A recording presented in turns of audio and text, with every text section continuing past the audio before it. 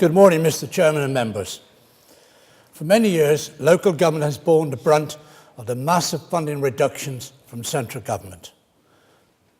The Local Government Association estimate that by 2020, councils will have seen government funding reduced by £16 billion. And Surrey is one of the hardest hit councils. Because despite our very best efforts, year after year, to reduce our costs, to make efficiencies, to find new ways of delivering services, and to develop new ways of working with our partners, the fact is that demand for services, particularly adult and children's social care, continues to rise while funding availability significantly reduces. The County Council faces a projected budget overspend this year of £21 million. We also have the largest annual savings target of £104 million. This is on top of the £450 million of savings already achieved since 2010. Mr. Chairman, my Cabinet colleagues and I are working closely with officers to put in place a budget recovery plan and to ensure a balanced budget that continues to deliver the crucial services that our residents need. I hope all members will play a part in this through supporting the work of the Overview and Budget Scrutiny Committee and in all the local and committee work. It's crucial that every member and every resident of Surrey understands the funding challenges we face. 70% of every single pound of our budget is spent on adults and children's services. And these services are facing huge demand pressures. That just leaves 30% of our budget to deliver every other service we provide for the Surrey residents and to run the council. Services like highways, waste, libraries, cultural services, which we know are really important for our residents. Failure to keep up with this demand for services will have a devastating domino effect right across the health and care system. And Surrey cares for the largest cohort of people with learning disabilities in the United Kingdom. These residents have complex care needs, and the number of people needing our support, I regret, is rising. In fact, it's up 36% in the last 5 years. Emerging analysis from the County Council network shows that the pressures on learning disability care are increasing across the country, but that the pressures are most acute in Surrey, sometimes 4 times higher than any other local authority. Yet the government funding for Surrey residents with learning disabilities is facing a £32 million shortfall this year and rising to £46 million shortfall in 2 years' time. If that was a family member or a friend, all of us would want the very best care for them, wouldn't we? And when it comes to older people, 1 in 5 people in Surrey will be over the age of 65 by 2020. It's a shattering thought. And that's an extra 20,000 older people driving further demand for care and support services. And the cost of providing this additional care will cost Surrey taxpayers £20 million annually. At the other end of the spectrum, demand for high-need children's services also continues to rise, adding £6.8 million to our current budget. The number of looked-after children continues to rise, and the complexity of their needs, and in particular a significant rise in teenagers with challenging behaviours, requires additional social work support and residential placements.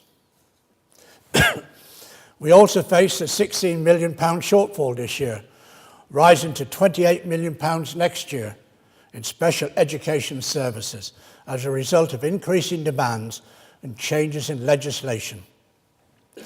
Mr. Chairman and members, the County Council is providing desperately needed care and support for the most vulnerable children and adults in our society.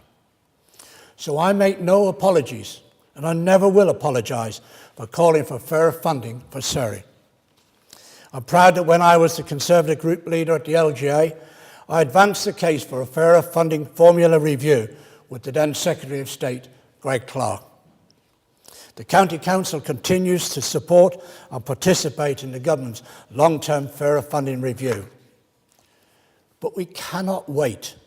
We cannot wait forever, and we cannot wait to deal with the unfairness in the system because residents need this care now. It's time the government properly funded Surrey County Council to provide the services our residents need. Let's never forget, Surrey provides 11.2 billion net contribution every year to the Exchequer. That's 11.2 billion pounds from our Surrey economy. All I want is fair funding in return. I've never asked for a special deal, Mr. Evans. I've only asked for a fair deal for Surrey taxpayers, and I will continue to ask for a fair deal. The MPs, the County Council has made the case for a fair funding to the Surrey MPs. We provided the facts which speak for themselves. The case for fairer funding, in my view, is indisputable. I'm circulating today to all members 2 financial tables that we gave to our MPs along with this statement. These are the 2 sheets. It'll be with you this afternoon. Every one of us must make clear our support for fair funding so that the residents of Surrey, and the most vulnerable in particular, have the service that they need.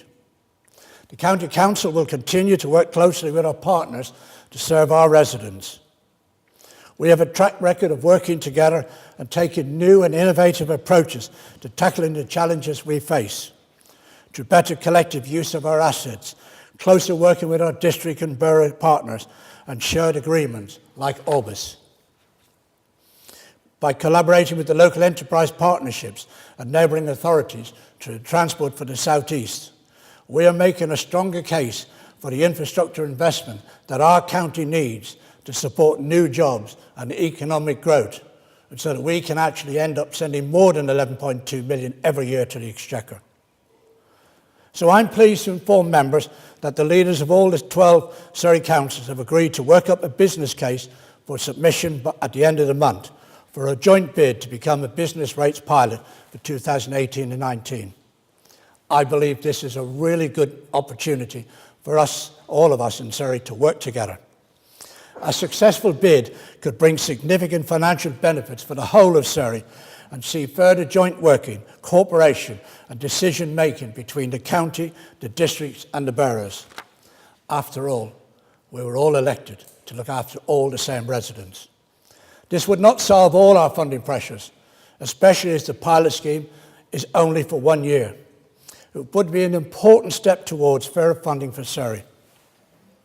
Another area of partnership is in health and social care, where the County Council is working together with our partners in the National Health Service. Surrey Heartlands offers an exciting pathway to a new integrated local model of service delivery and decision making. But true transformation of health and social care means government must back up local joint workings with the funding it needs. I call upon the government to allow those councils like Surrey and Manchester and the NHS partners who are ready now to be given the freedom and funding that they seek to allow us to deliver a new plan for change. A plan for transformation and cooperation, a new plan to deliver better health and care for our Surrey residents, but most of all, a new plan that could become the benchmark for change in our society. To conclude, Mr. Chairman, we are probably facing the most difficult financial and demand challenges this council has ever seen. Times are tough. Difficult decisions lie ahead. Some of those decisions will be painful. Some of those decisions will not be good for some of our residents. But there are also opportunities that we must grasp. Opportunities to continue to improve the care and services we provide to our residents. I believe we all came into politics to make a difference to people's lives, Chairman, irrespective of our political differences.